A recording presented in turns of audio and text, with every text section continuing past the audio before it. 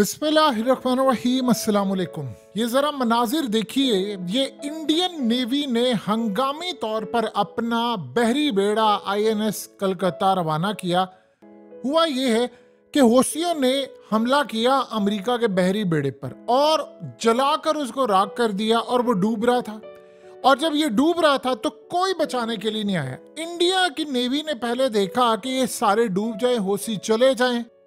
वो रेडार से इनको ट्रैक करते रहे। उन्होंने सारा देखा, सारी चीजें मेंशन कर रहे थे, वो देख रहे थे।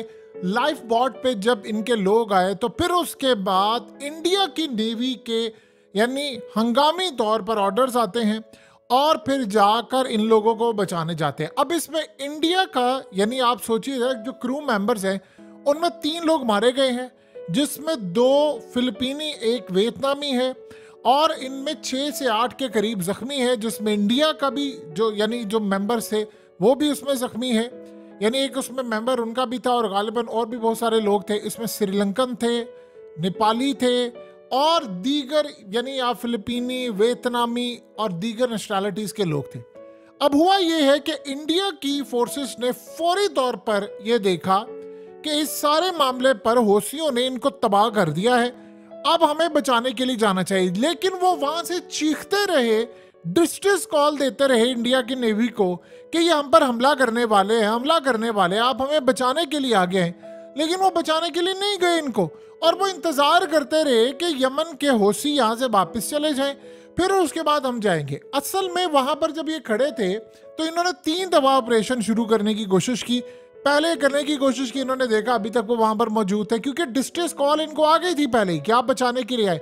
होता ये है कि अमेरिका और बाकी जितने शिप्स होते हैं असल में उनका एक कॉन्ट्रैक्ट है, यानी इंडिया का हो या दीगर, जैसे ही इनको कोई मसला आता है ये डिस्ट्रेस कॉल देते हैं फौरी तौर पर करीब। आप सोचिए जो यूरोपियन बहुत सारी नेवी थी उनको गई कॉल, अमेरिका की नेवी को गई कॉल, वो तो खैर रेडार पर डिटेक्ट ही नहीं हो पाया ना। इंडिया की नेवी को भी गई कॉल। जब इंडिया की नेवी को कॉल गई तो वो इधर उधर देख रहे थे कि क्या करें हम। इस सारी सूरत हाल में वो इंतजार करते रहे कि यमन के हौसी वहां से जाएं और फिर वहां पर ये पहुंचे और अपने बंदों को वहां से बचा कर लेकर आए। अब इनके जो लोग मारे गए वो मरते रहे वहां पर, 3 लोग वहां पर मरते रहे और इंडियन नेवी की जरूरत नहीं हुई कि वो जाकर यमन का मुकाबला कर सके या वो हौसियों से जाकर बातचीत कर सके। उनको असल में पैगाम दे दिया गया था हौसियों की जानिब से पहले ही, काफ़ी देर पहले, कई दिनों पहले पैगाम उनको दिया गया है कि आप इस सारी सूरत हाल में अगर हमारे आमने सामने आकर खड़े होते हैं तो फिर हमारी तरफ से भारत के खिलाफ ऐलानी जंग होगा और हम इस जंग से पीछे नहीं हटेंगे। तो बेहतर ये है कि आपने जो भी काम करना है वो हमारे मिशन के दौरान आइएगा।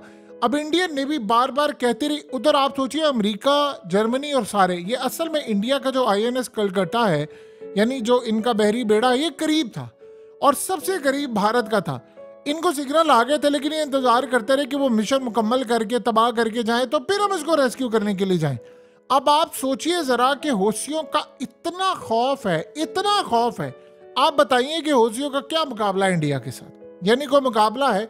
ये लोग बाद में उनको उठाकर लेकर आए, उनको लाकर तकरीबन 21 के करीब लोग थे, उनको लाकर इन्होंने फिर बाद में उनकी मरहम पट्टी की, सारा कुछ उनको रेस्क्यू किया, उनको पूरी तरह डॉक्टर्स थे उनके, उन्होंने देखभाल की और उसके बाद उनको वो लेकर गए। अब आप सोचिए जरा इस दफा क्या हुआ है। पहले हमला होता था डिफरेंट तरह का, इस दफा का हमला था डिफरेंट। पहले हमला ये होता था कि जब वो हमला करते थे तो वो किसी एक हिस्से को जाकर नुकसान होता था, हौसी वापस चले जाते थे और जाने के बाद ये आगे ही यानी उसी रास्ते से आगे चले जाते थे और इजराइल तक जाना या नियरेस्ट पोर्ट जाना ये चले जाते थे। अब मामला ये डिफरेंट था। ये असल में जो माल था वो चाइना से जा रहा था, अमेरिका की कंपनी थी और माल जा रहा था सऊदी अरब। तो सोचिए जरा कि यमन के साथ ही चूंकि सऊदी अरब का बॉर्डर लगता है तो बड़े करीब है। आप सोचिए जरा इस दफा हुआ ये है कि उन्होंने जो मिसाइल इस्तेमाल किए थे वो इंडियन नेवी के जो ऑफिसर्स थे उनकी चीखें निकल गई हैं। वो देखकर हैरान हो गए थे। इस दफा मिसाइल इतने खतरनाक थे कि जैसे वो शिप को उन्होंने मारा है शिप डूबना शुरू हो गया है। पहले ये होता था कि वो छोटे लो इंटेंसिटी वाले जो मिसाइल होते थे वो मारते थे, थोड़ा सा नुकसान हुआ, वो जल रहा है, सब कुछ है, जल्दी उनको ऑर्डर जारी होते थे कि आप फौरी तौर पर नियरेस्ट पोर्ट को लेकर जाएं और वहां पर जाएं। अब मामला बड़ा डिफरेंट है। अब की दफा जो मिसाइल लगता है वो इतना नुकसान करता है कि शिप मुकम्मल तौर पर तबाह होता है और उसके बाद वो डूबना शुरू कर देता है। ये दूसरा शिप है जिसके साथ ये मामला हुआ है।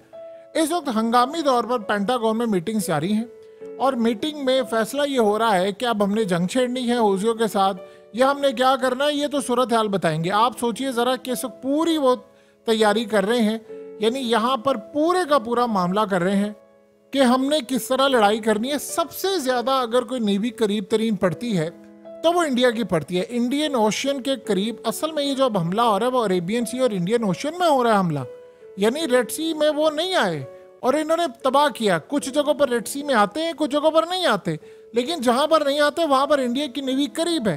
अब इंडिया की नेवी पीछे उनसे पूछ ही रही कि बताइए सारा कुछ हो रहा है, आप ऑर्डर जारी करें, लेकिन सरकार ने ऑर्डर जारी नहीं किया क्योंकि उन्होंने क्लियर पैगाम मौसूल कर लिया था कि अगर इंडिया इस सारे मिशन में हमारे मिसाइल तबाह करने के लिए आगे जाता है या कुछ करता है, उन्होंने कहा जो भी करना आप करें, हमारा मिशन कंप्लीट जब हो जाएगा हम मार मोर के चले जाएंगे, तब आप बेशक आकर करें, हमें कोई इतराज नहीं।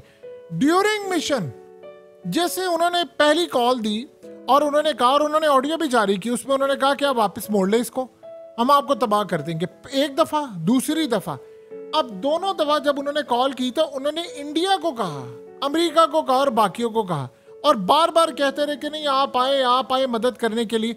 इंडिया ने पीछे पूछा सरकार से, उन्होंने कहा जी नहीं हमने इन मामलात में नहीं पढ़ना।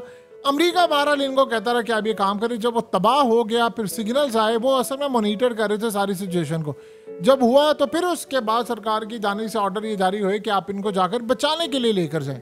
अब दो चीज़ें तो यहाँ पर बड़ी क्लियर हो गई हैं कि इंडिया ने असल में फैसला ये कर लिया है कि हमने नहीं आना। देखिए हालिया केबल कटी है, दो इंसिडेंट्स हुए हैं, दो वाकयात हुए हैं। एक वाकया ये हुआ है जिसमें केबल कटी है और दूसरे वाक्य में भी केबल कटी है जो अंडर सी है, लेकिन हौसियों ने कहा है कि यानी एक वाक्य के बारे में तो उन्होंने बिल्कुल क्लियरली कह दिया कि भाई हमने ये काम नहीं किया। अब सवाल यहाँ पर यह पैदा होता है कि भारत का उसमें बड़ा अच्छा खासा नुकसान हुआ है, तो भारत का जो नुकसान हुआ है उसमें भारत जाकर अभी तक ये केबल रिपेयर करवाने में वो कामयाब नहीं हुए, ना कोई ऐसा मामला हो रहा है। अल्टरनेट उन्होंने तमाम चीज़ें रूट और कर लिया है सब कुछ, लेकिन अभी तक वो रिपेयर करवाने में उसको कामयाब नहीं हुई, क्योंकि खतरा ये है कि अगर वो रिपेयर करवाने के लिए जाएंगे तो हौसी यहाँ पर हमला करेंगे। अब आप जरा सोचिए जरा कि भारत का मामला क्या है कि दुनिया का कोई भी मुल्क इनके साथ पंगा लेने को तैयार नहीं, क्योंकि वो अमेरिका की हालत देख रहे हैं कि यार अगर अमेरिका को ये किसी सूरत नहीं छोड़े तो उन्होंने हमारा क्या कचूमर निकालना है। खेल बड़ा दिलचस्प हो गया है।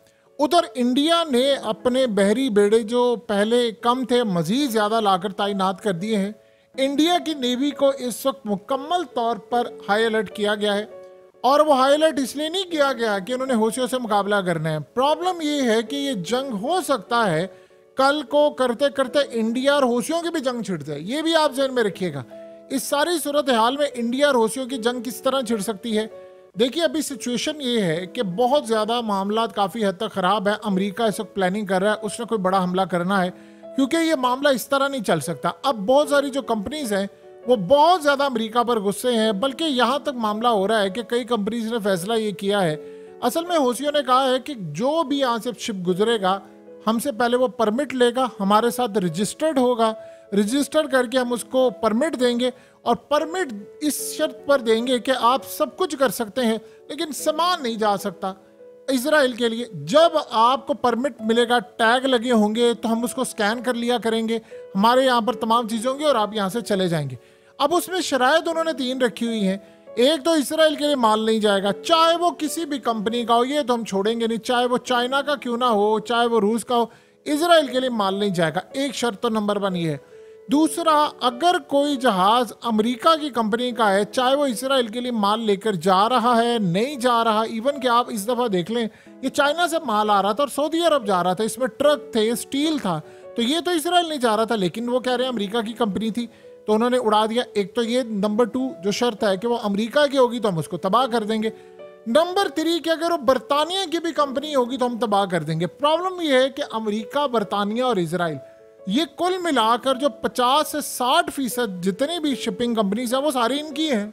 तो प्रॉब्लम ये है कि अगर ये बंद हो जाता है तो फिर तो तबाही है, फिर वो क्या करेंगे।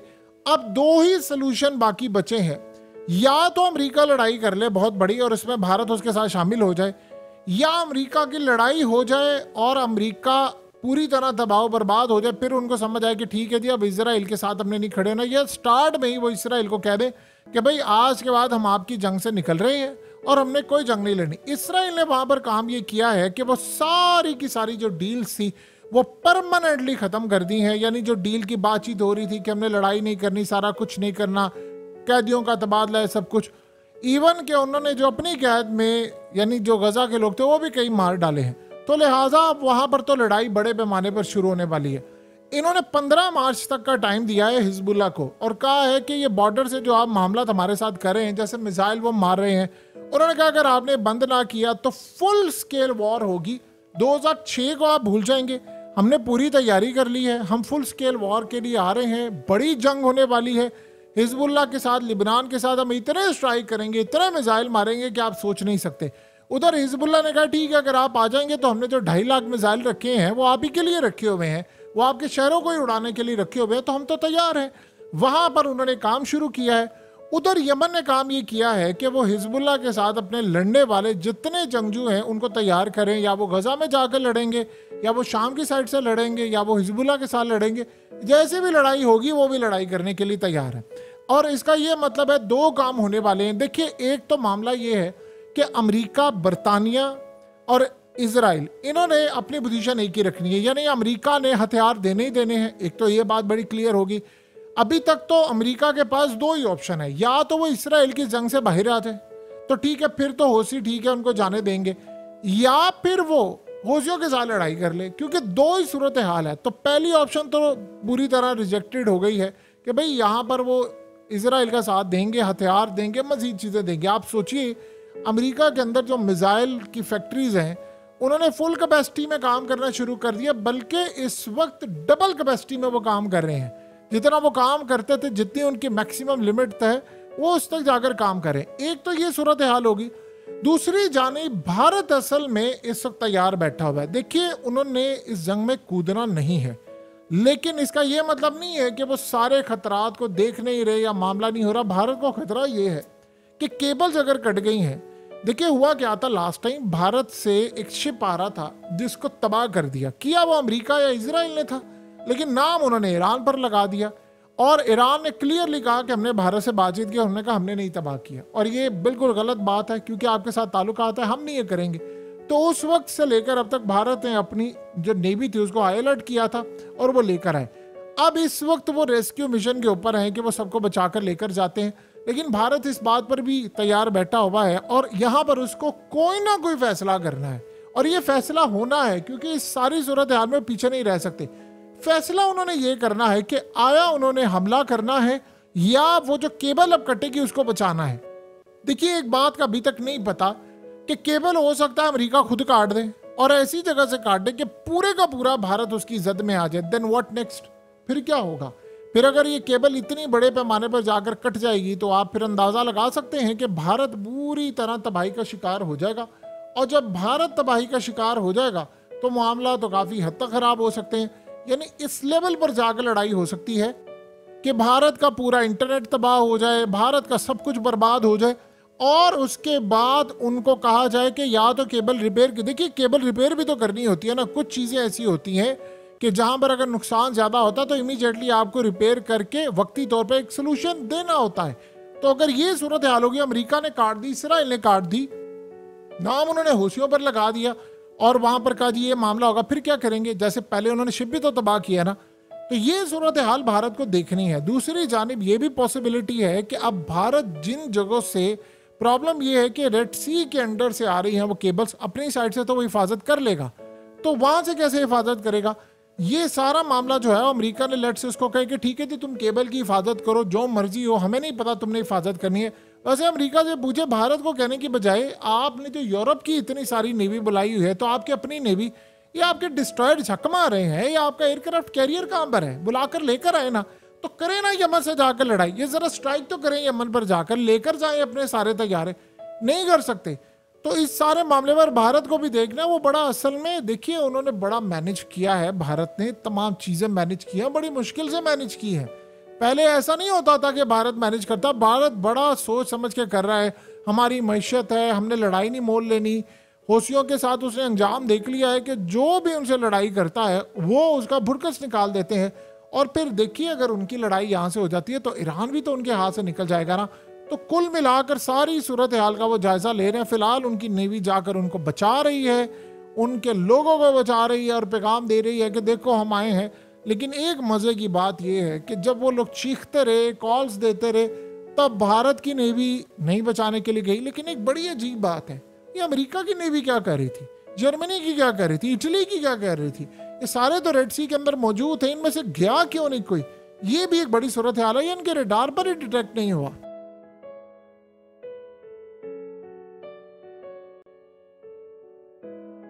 हकीकत टीवी को सब्सक्राइब करना मत भूलें, वीडियो को लाइक करें, शेयर करें और कमेंट सेक्शन में अपनी राय का इजहार जरूर करें।